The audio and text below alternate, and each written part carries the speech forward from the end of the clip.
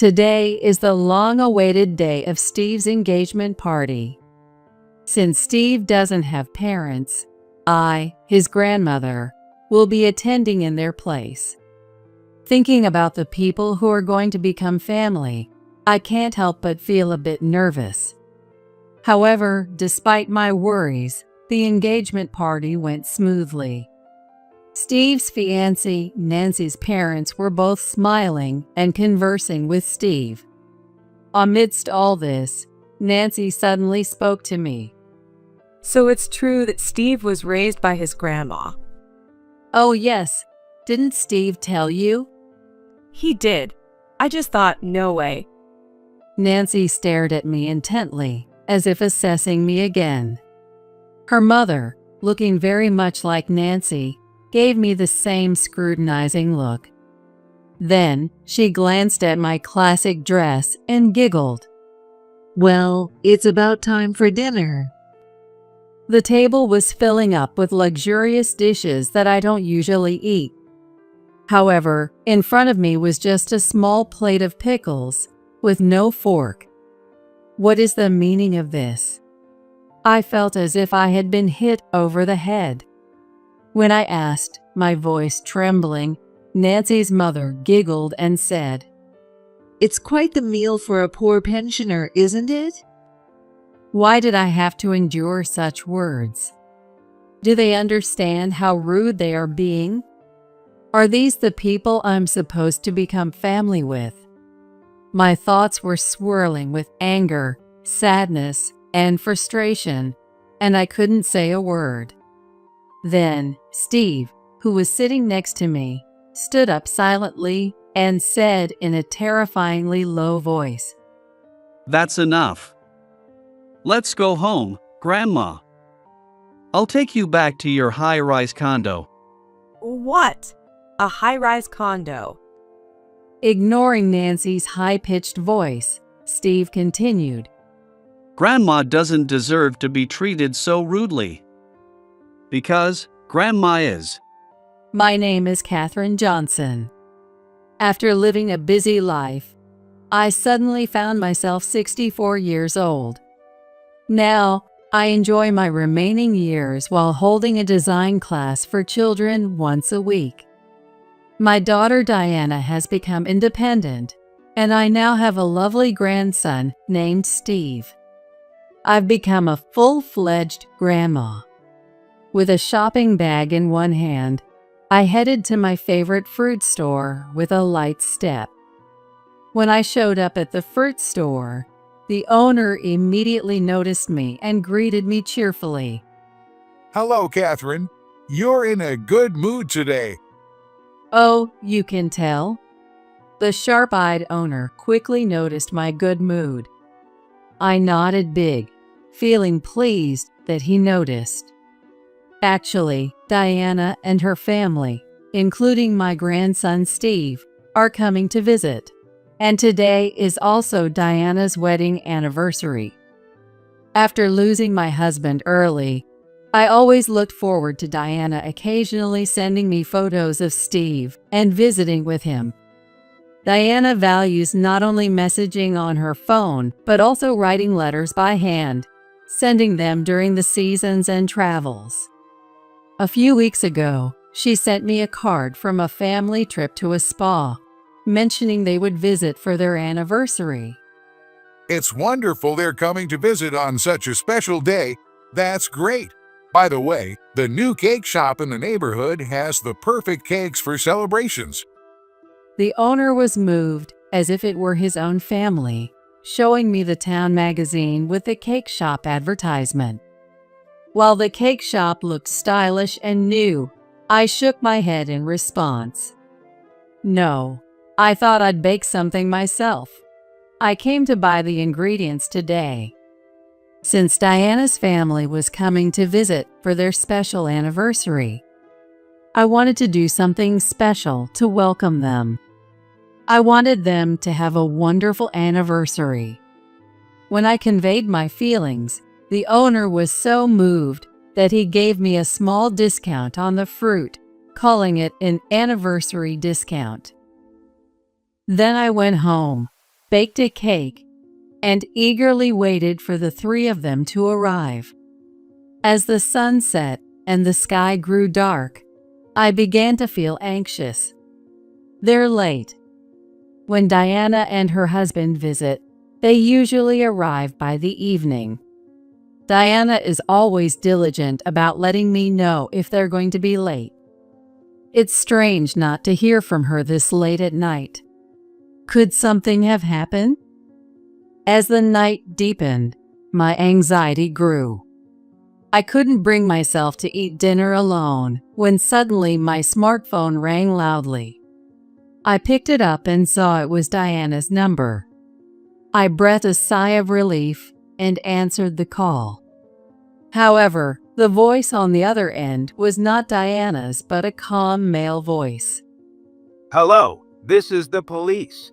Are you the mother of Diana Johnson? Yes, I'm her mother, Catherine. Is something wrong, officer? Why is the police calling from Diana's number? I felt a chill and tried to keep my voice from trembling as I urged him to continue. Please stay calm and listen. There was a multi-car accident on the highway, and Diana, her husband, and Steve were on their way to visit me when they got into a serious multi-car accident on the highway. They were in critical condition, and I rushed to the hospital they were taken to. But by the time I arrived, it was too late. Diana and her husband had already passed away. Steve.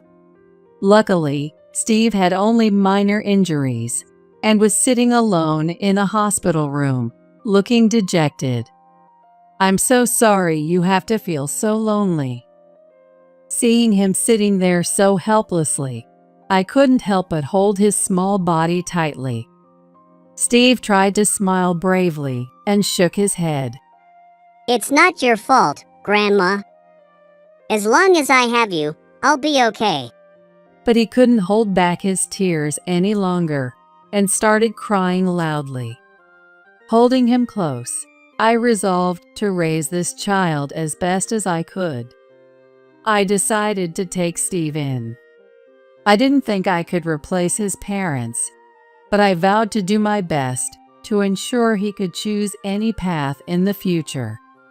So I cut back on unnecessary expenses. I stopped buying new books and trendy clothes. Luxury furnishings and branded items were out of the question. However, for Steve's growth, I spared no expense on tuition and living expenses. Even so, sometimes doubts would creep into my mind. I chose to raise Steve, but was I really the right person for it? If only Diana's family hadn't planned to visit me on their anniversary. If only I had told them to leave me alone and let them enjoy themselves together when I got the card. Even though I knew it was useless to think this way, I occasionally felt overwhelmed by guilt. Losing his parents at a young age must have left a deep scar on Steve's heart. He might even get teased at school. Worried, I decided to attend Steve's school Parents' Day to see how he was doing. Apparently, Steve, with his kind nature, is quite popular in his class. As soon as recess started, Steve was quickly surrounded by his classmates. I felt relieved that he didn't seem to be having a hard time when I overheard one classmate curiously ask, Steve, don't you have a mom and dad? That's weird. That innocent question sent a chill down my spine. They must have found it strange that only his grandmother was there instead of his parents. But contrary to my worries, Steve replied in a cheerful voice, But I have my grandma. He glanced at me briefly and then said proudly, My grandma is really kind. She cooks delicious meals, encourages me to try everything, and she can do anything. She's amazing. Wow, can she bake cakes? She sure can. They're super delicious. That's awesome. That day, I secretly shed tears when I got home and treated him to a homemade cake filled with fruits. From then on, Steve studied hard, graduated from a prestigious university, got a job, and moved away just like Diana. Raising a child for the second time was just as uncertain as the first, but I managed to get through it. Now, my joy comes from the letters Steve sends me. He must have watched Diana writing letters because Steve has always been diligent about writing, sending me letters on my birthday and other occasions. This habit continues to this day. Oh, a letter from Steve. One day, I opened the mailbox as usual and found a letter from Steve. I hurried back home, excitedly opened the envelope, and read the letter. Besides the usual updates, he mentioned he had a fiancée. Her name is Nancy Simpson, a cheerful colleague from his workplace. He finally found someone special. He also wrote that they were thinking of getting married and wanted to meet me. Nancy wanted to invite me to a restaurant. Feeling tears well up as I read about Steve's growth, I circled the date on the calendar in red. Because I was looking forward to it so much, the promised day arrived quickly. The designated restaurant was quite upscale, so I decided to wear a formal dress for the first time in a while. As I sat and waited, Steve soon arrived with a woman. Looking up at the grown-up Steve, my heart was filled with joy and pride. Long time no see, Grandma. How have you been? Of course, I've been well. It's good to see you looking well too, Steve. As I mentioned in my letter, let me formally introduce you. This is my fiancée, Nancy Simpson. Nice to meet you. I'm Nancy Simpson. Nancy sincerely greeted me. Nice to meet you too. I'm Steve's grandmother, Catherine. I followed her example and greeted her. Then I thought I heard a soft chuckle from Nancy. Curious, I looked up to see her staring at me intently. That scrutinizing look lasted only a moment before she flashed a friendly smile. I'm so happy to finally meet you.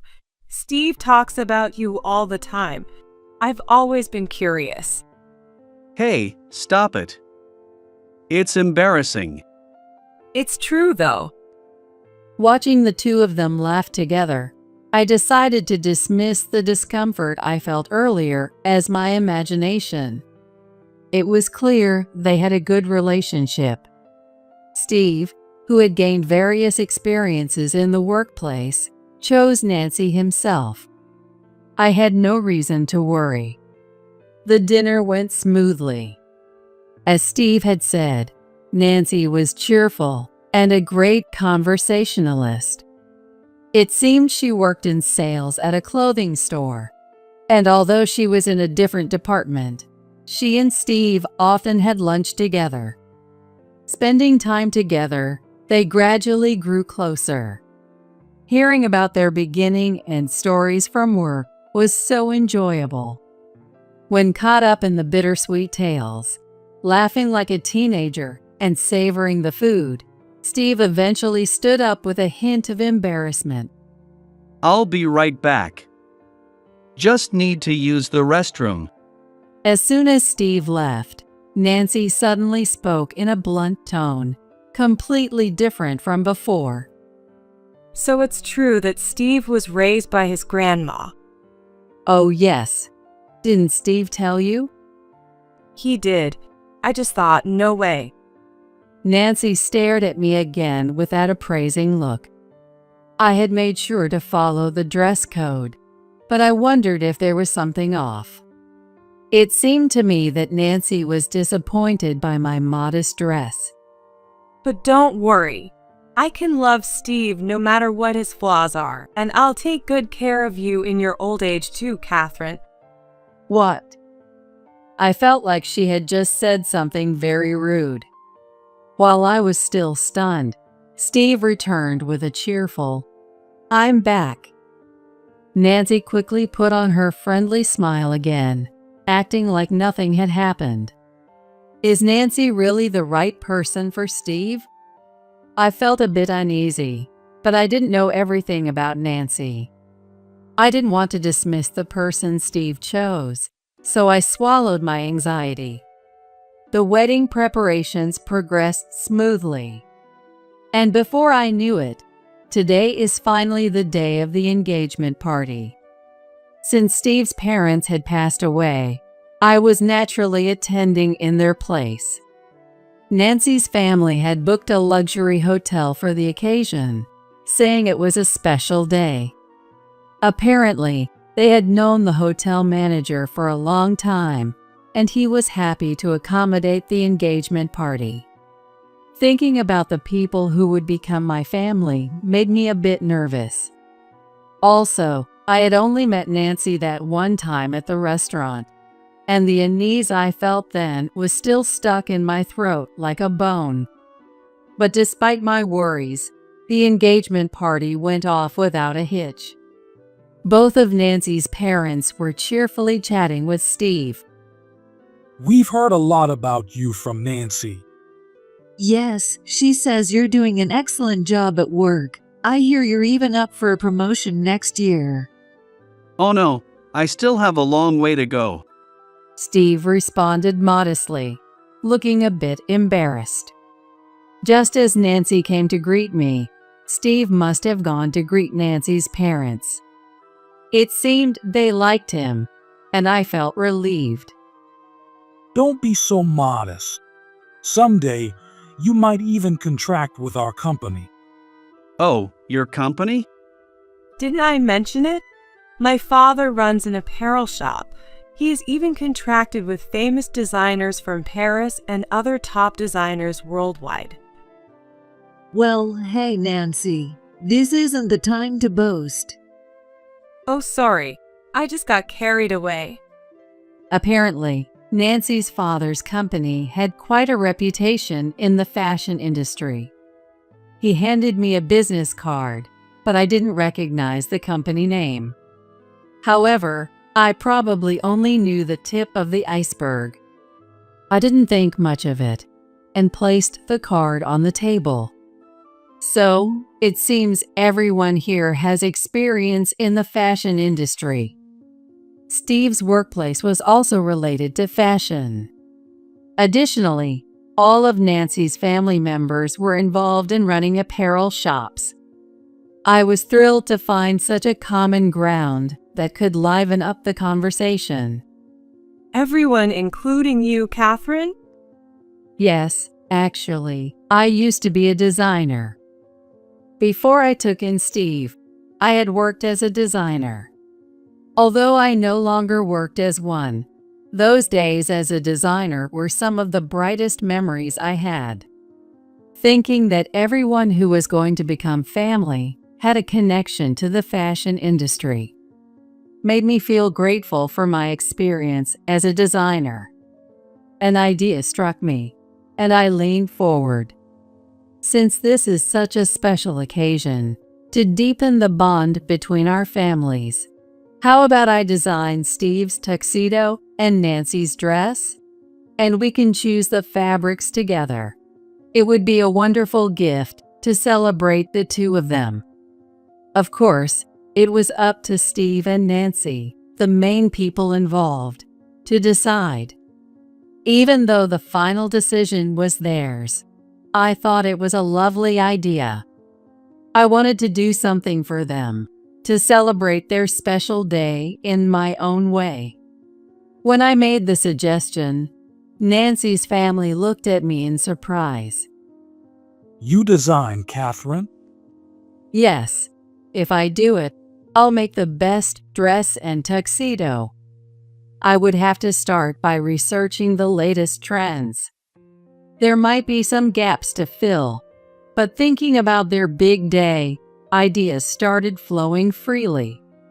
As I nodded confidently, Nancy's family fell silent, and then suddenly, Fud ha.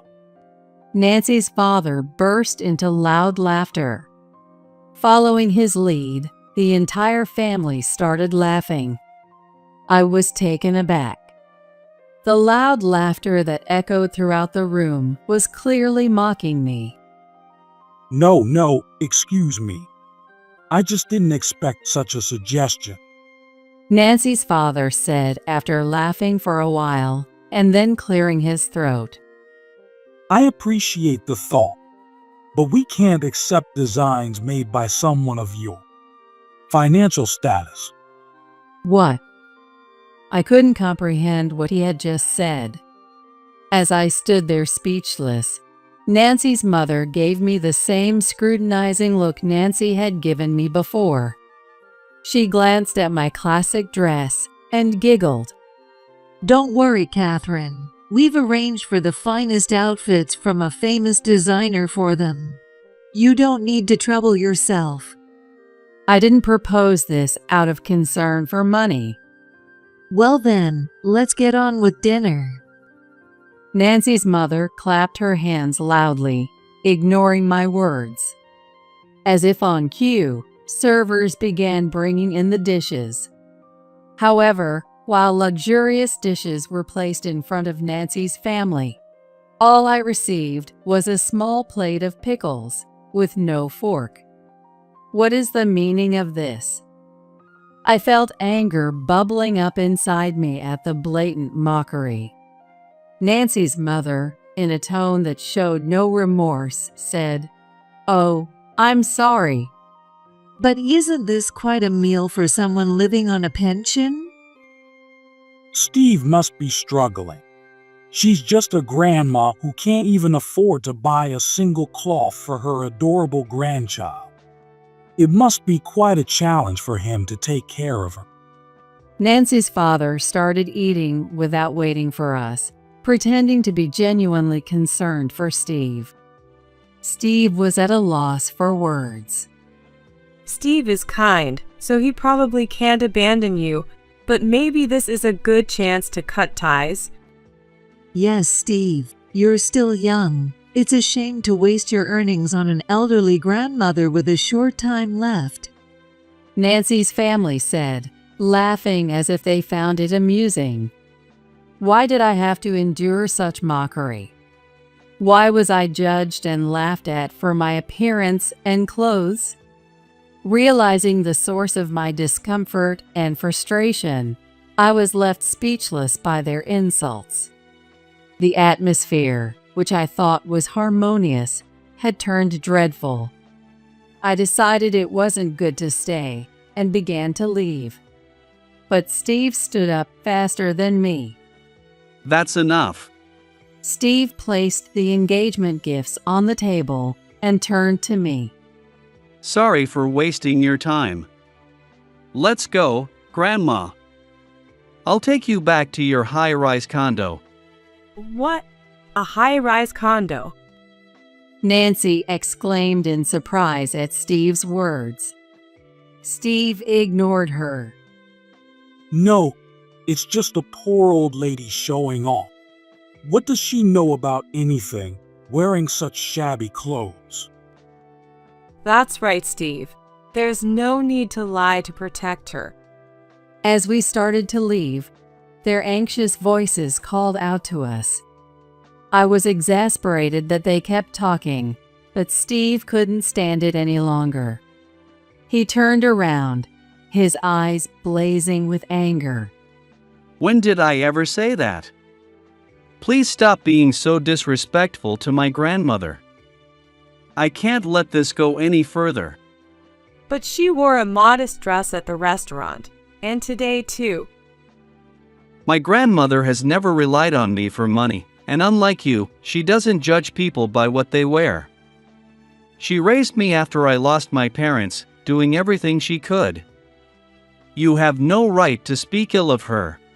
It was rare for the usually calm Steve to raise his voice in such intense anger. I was surprised, but also touched that Steve was standing up for me. You said you wouldn't accept designs from someone poor. Well, I refuse to be part of your family.